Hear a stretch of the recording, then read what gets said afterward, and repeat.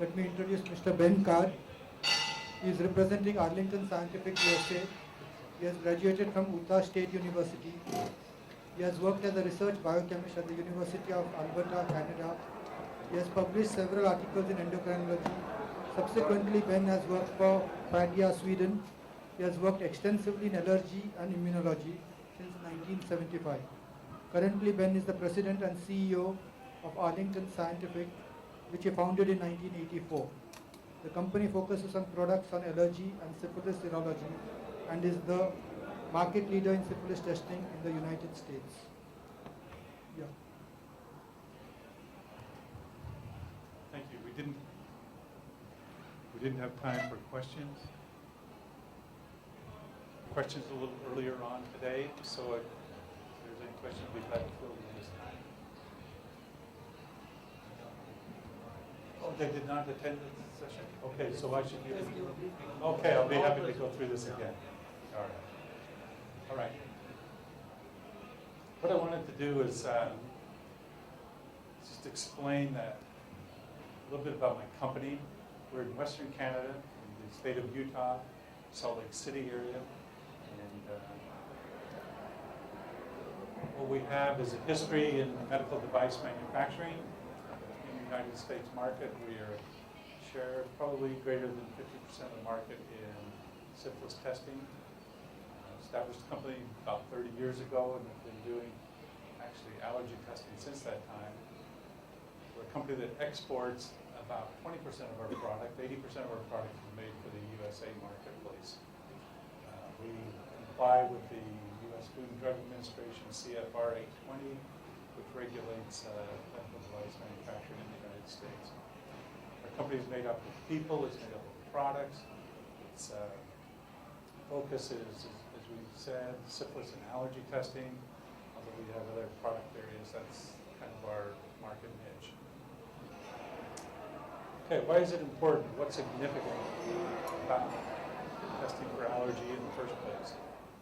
20% of the world population suffers from allergies, and children have a much more allergy problem than adults as we tend to grow out and as our immune system grows, allergy problems increase.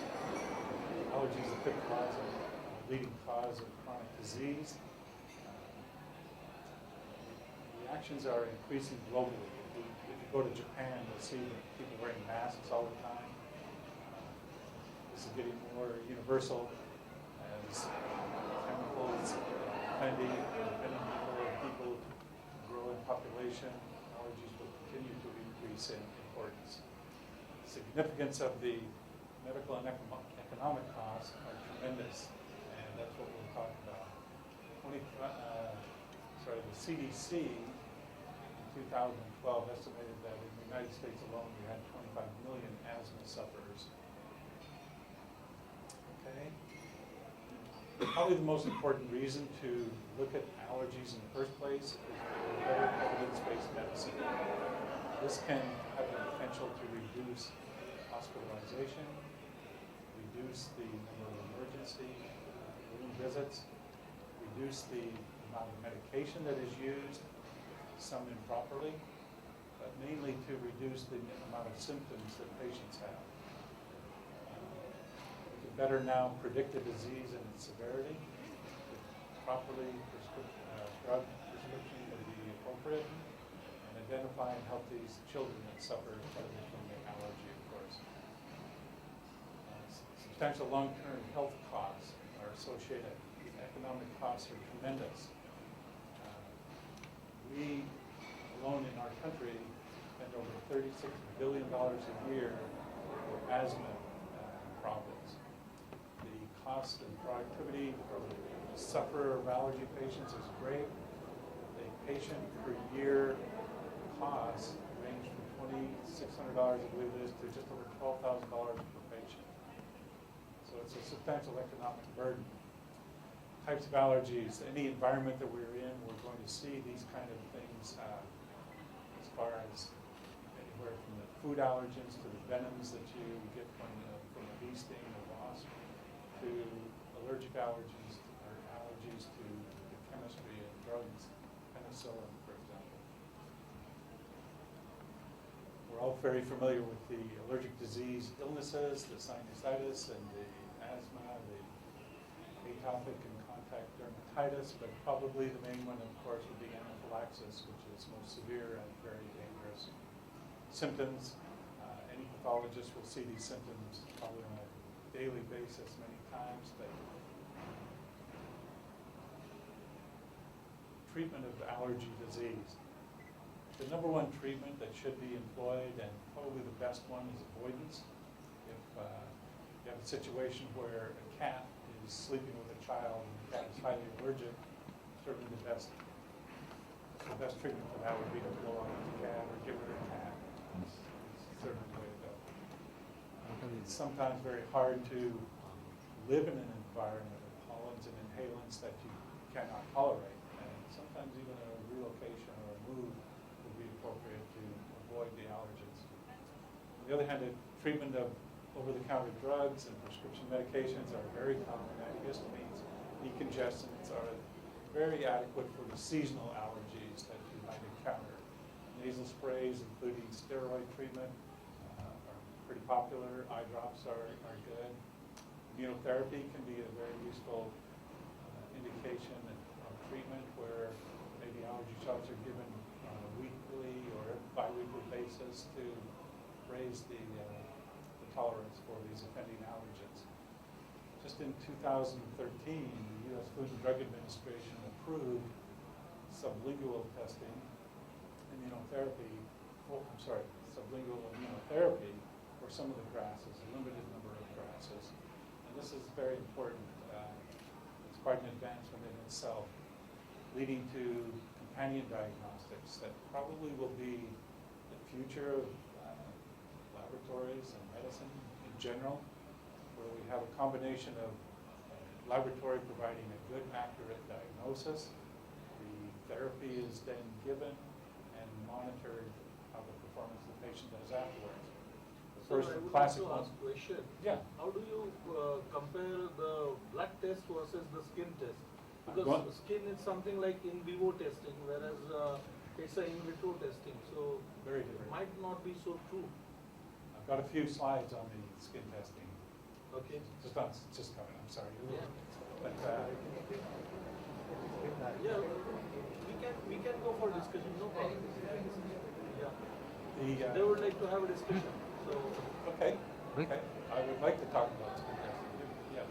So the question is, skin testing versus IgE? Yeah. I am a strong advocate for IgE, and the specific IgEs that you can measure now do away with a lot of the problems associated with skin testing. And skin testing is very dependent on the condition of the skin, it's dependent on the age of the patient, it's dependent on the medications that they're on. You know, a problem with skin testing is you have to have reliable skin testing. You remove the patient antihistamines or the patient drugs that they're taking for a week prior to testing, at least a week. And that could be a real problem if it's contraindicated to have a antidepressant, for example, or even just getting rid of the antihistamines for their allergy care. So that's a real situation where, you know, skin testing can be nicely replaced by specific IgE testing, and it should be. Yes. Yeah, I wanted to ask with regards to IgE and IgGs. That's what I'm asking about intolerance versus allergy. How far there is cross-reactivity between them? IgG versus IgE. Yeah, there is something as intolerance which is seen with IgG and allergy is with E. The G testing for allergy, I think, has a lot of work to be done, as does IgE. I mean, the field of allergy is very young and needs a lot of development and research. A lot of the reason that they haven't done a lot of research in the allergy, as you compare it to oncology or cardiology over the last 50 or 70 years, is because skin testing is such a subjective test. Okay? They measure with a ruler the wheel and flare, the size and the reactivity. This is so qualitative.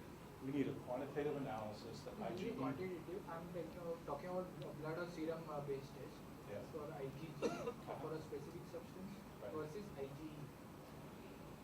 I know that some of the IgGs are approved in my country, but most of them are not. I think there's a lot of work that has has to be done with IgG to make it as specific as an IgG Because in analysis. IgE we cannot reintroduce those substance into the lifestyle. But IgG, is it possible to reintroduce? Means in intolerance cases. Intolerant cases. Okay. Do you get any reduction in IgE? Do you get any? Reduction in IgE after therapy? You would. Yes, you do. Yes, you do get a reduction. Titer goes down. Because otherwise, if you ask allergy, the physicians who are dealing with allergy patients, they just do it once first time while the diagnosis is there. Later on, there is no sequential checkups. You know where it manifests itself very clearly is in seasonal allergies. Okay, if you have a ragweed problem in the fall or a spring pollen attack, your titer will definitely increase on an IgE and decrease the other end of that scale with a offending allergen is not present. So you do have a rise and fall. Is there any algorithm you have? How do you approach a patient when a patient walks in? Usually the physician tells us he's got an allergy, please go to the laboratory. They will do the needful. Right. What is that? What do we do? It's an excellent question. It's a very, very good And question. sometimes it's difficult to determine whether this is really allergy. We start with what? Most of them will ask for a total IgE. Total IgE is a Total good IgE, one. may not be. It's a good question. Here's the scale of 1 to 10, okay? I've heard it said that this patient is really not sick, they just have allergies, okay?